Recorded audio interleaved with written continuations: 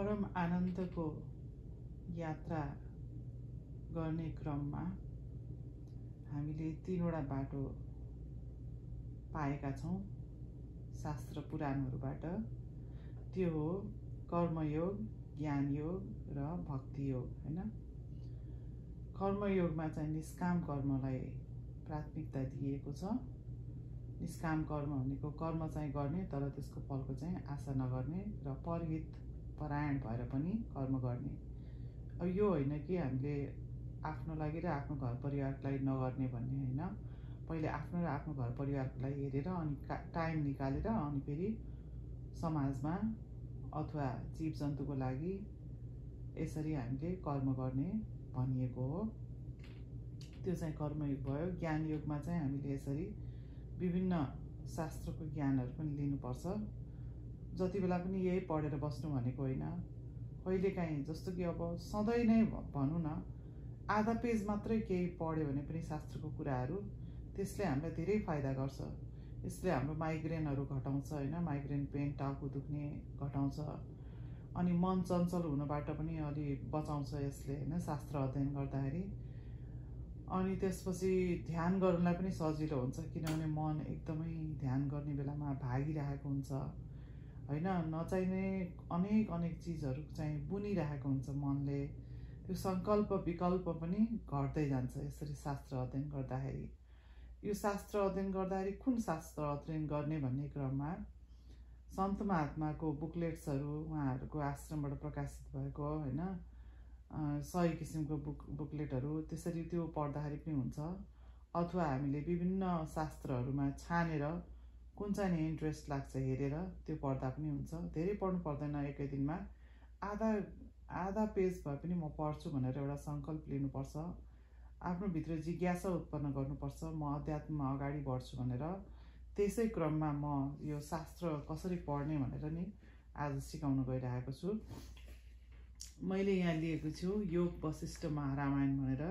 यो योग वशिष्ठ महारामायणमा गुरु योग वशिष्ठले भगवान श्री रामलाई जुन ज्ञान दिइराख्नु भएको हो त्यही ज्ञानको भण्डार नै योग वशिष्ठ महारामायण भनेर यो शास्त्रमा हामीले पढ्न पाउँछौँ। अब यसमा च्याप्टर छ शरीर निन्दा। यो हिन्दी भाषामा छ तर हामी धेरैले बुझ्छौँ नि हिन्दी भाषा। अनि कसरी यसलाई बुझिलिने र पढेर कसरी के भाव राख्ने हैन यसमा त्यो म सिकाउन गइरहेको छु। जस्तो कि शरीर निन्दा भनेर यहाँ च्याप्टरमा अब म पढ्न जान्छु। श्री रामचंद्र जी कहते हैं, महामुने गीली आंतों, मल मूत्र आदि की थैलियों और नाड़ी से भरा हुआ नाना प्रकार के विकारों से युक्त तथा अंत में पतनशील मरण धर्मा जो शरीर संसार में सबके सामने प्रकाशित हो रहा है वह भी केवल दुख भोगने के लिए ही है। यति पढेर हामीले के मनले के चाहिँ बुन्ने भनेदेखि अब यो हाम्रो जुन शरीर छ त्यसमा चाहिँ हामीलाई अटोमेटिक वैराग्य आउनु पर्ने हो। किनभने यो मरण धर्मा शरीर हो हैन। मरण धर्मा शरीर भएपछि अब त्यो त्यसमा पनि हाम्रो अब माथिको कभर माथिको छाला एउटा हटाउने भयो भने कस्तो रगतहरू के हुन्छ नि हैन। तर माथिको छालाले ढाकेको भएरै हामी हैन आफूलाई यो म यो हो, म यस्तो हो, म यो पदको मान्छे हो, म यस्तो खानदानको मान्छे हो भनेर हामी घमण्ड गर्छौं हैन। भरे अब भन्ने हो भने चाहिँ मलमूत्रको भण्डार भनिन्छ यो शरीरलाई। यसरी हामीले यो शास्त्रबाट बुझ्दै गयो र त्यो भावहरू डेभलप गर्दै गयो भने चाहिँ हामीलाई आफ्नै शरीर देखेर पनि हल्का वैराग्य आउन थाल्छ। किनभने हामीले यो अध्यात्मको यात्रा गर्ने क्रममा यो संसार यो भौतिक संसार र भौतिक शरीरदेखि केही मात्रामा भए पनि वैराग्य हाम्रो मनमा आउन सकेन भने हाम्रो यात्रा अध्यात्मको यात्रा अधुरो रहन जान्छ। हामीलाई एकदम त्यो परम आनन्दको यात्रामा हल्का झलक पनि आनन्दको प्राप्त हुन गाह्रो हुन्छ हैन। अनि त्यो आनन्दको प्राप्त हल्का झलक पनि प्राप्त भएन भने हामी के खोज्छौँ त हामी भौतिक संसारबाटै आनन्द खोज्न पुग्छौँ। त्यतैतिर कर्म गर्न पुग्छौँ। अनि त्यसपछि हामीलाई कहिले पनि अध्यात्मको चाहिँ टेस्ट आउँदैन हैन। त्यही भएको हुनाले यसरी बुझ्दै जाने अनि बुझ्दै गएर पढेर मनलाई त्यसैमा खेलाउने, हैन। यह थोड़े से खान पान आदि के द्वारा ही आनंदित हो उठता है और थोड़े से ही शीत घाम आदि से खिन्न हो जाता है, हैन। अलिकति हामीले केही मिठो बनाएर खायौँ भने घरमा, अथवा हामीलाई कसैले खानलाई निमन्त्रणा दिनुभएको छ भने हामी त्यतिकैमा सानसानो कुरामै खुसी हुन्छौँ, हैन। त्यो खाइसकेपछि फेरि हाम्रो आनन्द टिक्दैन त्यसमा, हैन, टिक्दैन त्यसमा। तर त्यही पनि अब हामी खोजी गर्दैनौँ कि हामी सधैँ टिक्ने आनन्द कहाँ रहेछ त भनेर खोजी गर्दैनौँ। सानै आनन्दमा रमायौँ अनि त्यसपछि त्यसको साथ पनि कन्टिन्यू हुँदैन, अनि त्यसपछि मन फेरि बुन्न थाल्छ, आनन्द कहाँ प्राप्त गर्ने भनेर मनले खोज्न थाल्छ, हैन। तर हामीले यो सबै नश्वर शरीरले यो सबै भोगेको हो, यो सबै क्षणभङ्गुर हो। शरीरलाई नै सदा राख्न सकिँदैन। यो वृद्धावस्थातिर हिँडिरहेको छ। वृद्धावस्था नभए पनि हामीलाई कुनै पनि बेला केही पनि रोग लाग्न सक्छ, हैन। हाम्रो पूर्वजन्मको कर्महरूको भोग्न पर्ने दिन आउँदाखेरि कस्तो कस्तो चिज भोग्नु पर्ला भनेर हामीले अहिले अनुमान पनि लगाउन सक्दैनौँ, हैन। त्यस्तो कर्महरू हाम्रो नभइदिएको भए, भोग्न नपर्ने भइदिएको भए हामीलाई मनुष्य शरीर पनि प्राप्त गर्न आवश्यक थिएन, हैन। त्यही पहिलेको भोग्न र नयाँ कर्म गर्नलाई त यही शरीर प्राप्त भएको नि, हैन, प्रकृतिबाट। अत इस शरीर के समान गुणहीन, शोचनीय और अधम दूसरा कोई नहीं है। यह शरीर वृक्ष के तुल्य है। दोनों भुजाएं इसकी 2 शाखाएं हैं। परिपुष्ट कंधा तना है। 2 नेत्र इसके बिल या खोडर है। मस्तक का स्थान इसका बड़ा भारी फल है। यह दांत रूपी श्रेणीबद्ध पक्षियों के बैठने के लिए स्तंभ के समान सुंदर आधार है। दोनों कान शब्द रूपी कठफोरुआ पक्षियों के प्रवेश करने के लिए खोखले हैं। हाथ और पैरों की उंगलियां इसके सुंदर पल्लव है। गुल्म नामक पेट का रोग ही इस पर फैली हुई लताएं अथवा झाड़ियां है। यह कर्म करने के लिए पंचभूतों के समूह से संगठित हुआ है। जीव तथा ईश्वर पक्षियों ने इस पर अपने घोंसले बना रखे हैं। दांत रूपी केसरों से सुशोभित, उत्पत्ति विनाशील तथा मंद हासमय विकास से युक्त हर्षरूपी फूलों द्वारा यह शरीर वृक्ष सदा अलंकृत होता रहता है। सुंदर कांति इसकी छाया है। यह देह रूपी वृक्ष जीव की पथिकों का विश्राम स्थान है। इसे किसका आत्मीय कहा जाए और किसका पराया, इसके ऊपर आस्था और अनास्था ही क्या हो सकती है। तात भवसागर तथा नदी आदि को पार करने के लिए बारंबार अपनाई गई देहलता एवं नौका में कौन आत्मीयता की भावना कर सकता है। जहाँ रोम रूपी असंख्य वृक्ष उगे हुए हैं, जो इंद्रिय रूपी बहुसंख्यक गड्ढे से भरा हुआ है, उस देह रूपी निर्जन वन में कौन विश्वस्त निर्भय होकर रह सकता है ना। अब यो हाम्रो मनमा अटोमेटिक आउनुपर्ने कुराहरूलाई चाहिँ यो शास्त्रले चाहिँ हामीलाई रिमाइन्ड गराइदिएको, यस्तो यस्तो हो है शरीर भनेर। कमसे कम हामीले आफूलाई त्यसरी शरीरको बारेमा सम्झन सकेको छैन भने यस्तो कुराहरू पढेर एकछिन भए पनि हामीले मनलाई ठहर दिएर, हैन, मनलाई रोकेर यसलाई हामीले मनलाई चाहिँ यो बुझ्नलाई हामीले केही न केही बेर बाध्य गराउनुपर्छ। किनभने यहाँ श्री गुरु वशिष्ठले भगवान श्री रामलाई यसरी यो सुनाउँदै होइसिन्छ, हैन। किनभने यो सुनाउन इम्पोर्टेन्ट हो, यो जान्नु इम्पोर्टेन्ट हो। त्यसैले भगवान श्री राम पनि एकदमै बिना अहङ्कारले तल बसिसेर गुरुलाई एकदम माथि सिंहासनमा बसाएर त्यसरी सुन्दै गइबक्सिन्छ। किनभने भगवान रामले पनि किन त्यसरी गरिसकेको भनेदेखि जीवहरूलाई सन्देश दिइबक्सेको हो। जीवहरूले जहिले पनि ज्ञान सुन्दाखेरि अहङ्कार विलीन गरेर, हैन, त्यसरी सुन्नुपर्छ, अनि ज्ञानभित्र आफूभित्र पेनिट्रेट हुन्छ भनेर नि उहाँले भगवान श्री रामले सिकाइबक्सेको।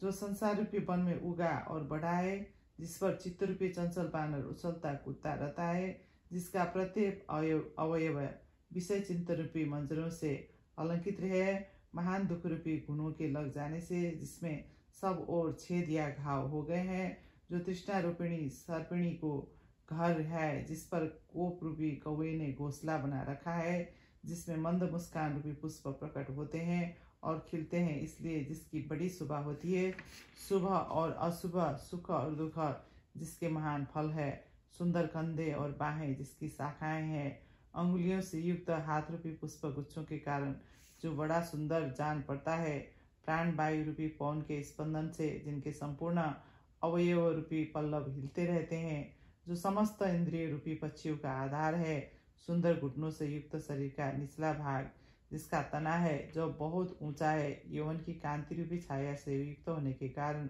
जो सरस प्रतीत होता है, काम रूपी पथिक जिसका सेवन करता है, मस्तक पर उगे हुए बड़े बड़े केस कलाप जिस पर जमे हुए तिनकों के समुदाय है, अहंकार रूपी गीत जिस पर घोंसला बनाकर रहता है, जो भीतर से खोखला छिद्रयुक्त है, नाना प्रकार की वासना रूपिणी जटाओं के जाल का उद्गम स्थान होने के कारण जिसे काटना अत्यंत कठिन है, तथा परिश्रम रूपी शाखा विस्तार के कारण जो विरस सुखा दिखाई देता है, वह शरीर रूपी वृक्ष मुझे सुखद नहीं प्रतीत होता। भगवान वशिष्ठ गुरु वशिष्ठले भगवान श्री रामलाई सबै एक एक यो शरीरको चाहिँ कस्तो किसिमले यो शरीर सुखद छैन भनेर उहाँले एक एक कुराको हैन यो वर्णन गरेर सुनाइबक्सिनु भएको छ। अनि यसमा चाहिँ हामीले यो यसरी पढ्दाखेरि यसैमा मनलाई स्थिर गर्दै बुझ्दै जाने यसरी बुझ्दै जाँदाखेरि मन धेरै भाग्दैन, किनभने हाम्रो मनमा आउन थाल्छ हामी त यस्तो नश्वर शरीरमा यति अप्ठ्यारो शरीरमा रहेछौँ हैन, अब हामीले यो शरीर पनि प्राप्त नगर्नलाई धर्मको के आचरण गर्ने, कसरी हामी अगाडि बढ्ने, कसरी परमानन्द प्राप्त गर्नेतिर लाग्ने त, हामीले त्यो खाएको भोगेको देखेको त हाम्रो लागि त सच्चा आनन्द होइन रहेछ, त्यसले त हामीलाई यो अध्यात्मको मार्गमा अगाडि बढाउँदैन रहेछ, तर हामी त्यति मात्रैमा सीमित भएर बसेका रहेछौँ भनेर यस्तो यस्तो भावनाहरू डेभलप गर्दै गएर अनि यो यसरी पढेर चाहिँ मनलाई यसै स्थिर गराउँदै गऱ्यो भने अनि ध्यान गर्नलाई पनि कता कता मन तयार भएर आउँछ, किनभने हाम्रो अध्यात्मको यात्रामा यही संसारले नै तानिरहेको हुन्छ मनलाई हैन, संसारले इन्द्रियले नै तानिरहेको भएर बुद्धिले राम्रो निर्णय पनि दिन सकेको छैन, किनभने बुद्धिले राम्ररी निर्णय दिएको भए मनलाई बसमा राख्न सक्थ्यो हैन, तर हामीले अध्यात्मको यात्रा गर्दा गर्दै जब मन चाहिँ आत्मामा लीन हुन थाल्छ अनि त्यति बेला चाहिँ आनन्दको केही झलकहरू पाउन थाल्यो भने अनि अध्यात्मको त यात्रा गर्दाखेरि त यस्तो मन पिसफुल भएर जाँदो रहेछ भनेर थाहा हुँदै जान्छ, अनुभव हुँदै जान्छ बिस्तारै बिस्तारै। अनि त्यसपछि चाहिँ अध्यात्ममा अलिक झन् बढी मन लाग्न थाल्छ र अनि त्यति बेला चाहिँ नै हाम्रो चाहिँ इन्द्रियहरूले घसिटेर मनले घसिटेर इन्द्रियमा लाँदैन र बुद्धिले राम्रो निर्णय दिन्छ। त्यसैले बुद्धिले जबसम्म राम्रो निर्णय दिँदैन र मनले बदमासी गर्छ, यसलाई चाहिँ एकदम आफूले नै कन्ट्रोलमा लिनुपर्छ आफ्नै मनलाई हैन। अनि त्यसपछि यसरी पढ्ने धेरै एकै दिनमा धेरै पढ्नुपर्छ भन्ने पनि छैन, अलिकति आधा पेज एक पेज मात्रै पढ्ने बानी गऱ्यो भने एकदम डिटरमाइन भएर म आधा पेज एक पेज पढेरै छोड्छु भनेर पढ्यो भने अनि अर्को दिन अझ अलिकति पढौँ ल, अनि फुर्सद नभएको बेलामा पनि टेन्सन बढी भयो भने यस्तो पढ्दाखेरि त टेन्सनहरू पनि कम हुँदो रहेछ भनेर अलिकति मनमा नि त्यस्तो आउन थाल्छ हैन, अनि बानी भएर जान्छ, त्यस्तो चाहिँ बानी गर्नै पर्छ। अनि त्यसपछि यहाँ के भनेको छ, मुने मैं न तो इस शरीर का कोई संबंधी हूँ और न शरीर हूँ, न यह मेरा शरीर है और न मैं ही यह शरीर हूँ। ऐसा विचार करके जिनका चित्त परमात्मा में विश्राम ले रहा है वही लोग पुरुषों में उत्तम है, जो मान और अपमान से वृद्धि को प्राप्त हुई है और प्रचुर लाभ से मनोरम प्रतीति होती है। वे दोषपूर्ण दृष्टियाँ केवल शरीर में नित्यत्व का विश्वास रखने वाले मनुष्य को नष्ट कर देती है, जो शरीर रूपी गड्ढे में सोती है और अहंकार का चमत्कारपूर्ण कार्य है। उस महान मनोहर अंग वाली भोग तृष्णामयी दोष दृष्टि रूपिणी पिशाचिनी ने छल से हमारा सर्वस्व हर लिया है। शरीर में ही नित्यता का विश्वास रखने वाली इस मिथ्या ज्ञान रूपिणी दुष्ट राक्षसी ने अकेली असहाय दीनहीन प्रज्ञा सुबुद्धि को पूर्ण रूप से ठग लिया। यह कितने दुख की बात है। अब हाम्रो शरीर चाहिँ हामी हैन हैन, म शरीर हैन भनेर भित्रबाट अनुभव छ सबैलाई हैन, तर त्यसमा चाहिँ दृढता छैन क्या हामीमा, किनभने हामीले आफ्नो शरीरलाई नै आफ ठानेको छौँ हैन, आफ्नो शरीरलाई आफ ठानेको छौँ। तर मृतक व्यक्तिलाई जब हामी कहिलेकाहीँ देख्छौँ नि अनि त्यति बेला झल्यास्स हुन्छौँ कि झल्यास्स हुने एउटा बहाना पनि पाएको हुन्छौँ। अनि त्यति बेला सोच्छौँ ओहो त्यो व्यक्ति यदि नि त्यो साथी हुनसक्छ अथवा नजिकको रिश्तेदार हुनसक्छ, नाता पर्ने हुनसक्छ। यदि त्यो व्यक्ति, त्यो मेरो आफ्नो मान्छे होइन, यदि शरीर भइदिएको भए ऊ चाहिँ आफ्नो शरीरभित्रै रहन्थ्यो नि। किन अहिले शरीर उसको चलिरहेको छैन, पटक्कै मुभमेन्ट छैन, सबैले मृतक भनेर घोषणा गरिदिएको छ होइन। डक्टरले पनि यो त छैन यो शरीरमा, यो त मृत भइसकेको भनेर यसरी घोषणा गरेपछि अनि त्यति बेला हामी छक्क पर्छौँ होइन।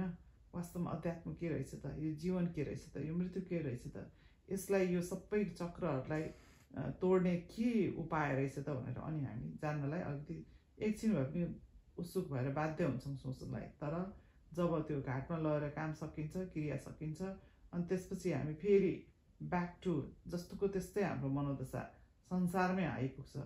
आफूलाई शरीर ठान्ने र शरीरले के भोग्ने, कसो भोग्ने त्यसैमा मन बुनिराख्ने। अनि त्यो बुन्ने क्रममा अध्यात्मको यात्रा भन्ने जिरो हुन्छ। अनि त्यही धेरै नै टेन्सन भयो भनेर उसँग कुरा गर्यो, यस्तो टेन्सन छ मलाई भन्यो, उसँग कुरा गर्यो, यस्तो टेन्सन छ भन्यो। अनि के त्यो टेन्सन छ भनेर कुरा गरेर चियाको पसलमा खाएर चिया पिउँदैमा त्यो टेन्सन निस्किन्छ त? सदाको लागि त्यसबाट मुक्ति पाइन्छ त? पाइँदैन नि। तर अब सदाको लागि होइन, मुक्ति पाउनुको लागि यो नश्वर शरीरबाट पनि मुक्त हुनुको लागि हामीले के गर्नुपर्छ त भनेर यसरी खोजी गर्दै, यसरी शास्त्रको अध्ययन गर्दै हामीले रियलाइज गराउनुपर्छ आफूलाई, यो शरीर यस्तो नश्वर हो होइन, यो शरीरको केही भरोसा छैन, केही गरौँ आध्यात्मिक उन्नति भनेर केही न केही मात्रामा टाइम निकाल्नुपर्छ। किनभने हामी टाइम छैन भन्छौँ, गृहस्थीमा युज गर्छौँ होइन, ऊ गर्छौँ। तर गृहस्थीमा युज गर्नुपर्छ, हेल्दी खाना खानुपर्छ होइन, हेल्दी खाना खानुलाई कमाउनुपर्छ, ऊ गर्नुपर्छ, सबै ठिक छ होइन।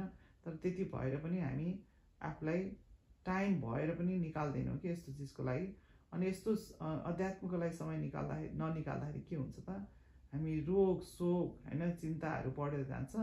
यसले गर्दा के हुन्छ त, रोगमाथि रोगमाथि रोग, एउटा रोग लाए अर्को। अनि त्यसपछि चिन्ताले पनि के हुन्छ त, शरीरमा विभिन्न किसिमको विकारहरू उत्पन्न गर्छ। अनि दबाईले पनि निको गर्न गाह्रो भइरहेको हुन्छ। त्यसैले आजदेखि नै प्रण गरौँ, कुनै शास्त्र एउटा लिउँ होइन, केमा इच्छा लाग्छ, के पढ्न मन लाग्छ त्यो लिएर अलिकति भए पनि पढौँ। अब 10-20वटा शास्त्र पुराणहरू किनेर राखेर प्रत्येक पेज पढ्नै पर्छ भन्ने छैन नि। यसरी विषय सूची हेऱ्यो, विषय सूचीमा के चाहिँ इन्ट्रेस्टिङ लाग्छ, हेल्थको बारेमा जान्नु छ कि, किनभने रिसर्च गर्ने भनेको यस्तै यो पुराणहरू होइन, वेद पुराणहरूमै। अनि त्यसपछि यो धन्वन्तरीको कुराहरूमा हामीले यसरी विभिन्न कुराहरूमा आफूले रिसर्च गर्ने हो। अनि रिसर्च गरेर यसरी कुनै च्याप्टर पढ्यो भने रोगहरू त यसरी पो हुँदो रहेछ, यसरी लाग्दो रहेछ, रेमेडिजहरू भनेको दबाईभन्दा पनि यस्तो चिज पो रहेछ त भनेर नि हामीले पत्ता लाग्छ होइन, हामीलाई थाहा हुन्छ। थाहा भएपछि के हुन्छ, मन पनि शान्त हुन्छ, भट्कान पनि कम हुन्छ, दबाईहरू कम खान पर्छ, पीडाहरू कम हुन्छ, जलनहरू कम हुन्छ होइन। त्यसले आफूले पनि यस्तो चिजहरू व्यवहारमा ल्याएर के हुन्छ त, समाजमा पनि सिकाउनु पर्छ। समाजमा पनि जसको छैन एकदमै उसलाई पनि यस्तो ज्ञानको कुराहरू उपलब्ध गराइदिनुपर्छ होइन। अनि केही मात्रामा भए पनि एकले अर्कालाई उपलब्ध गराइदिँदै गऱ्यो, सिकाउँदै गयो भने अनि सबै के हुन्छ त, राम राज्य आउनलाई के गाह्रो छ त? छैन नि। धन्यवाद।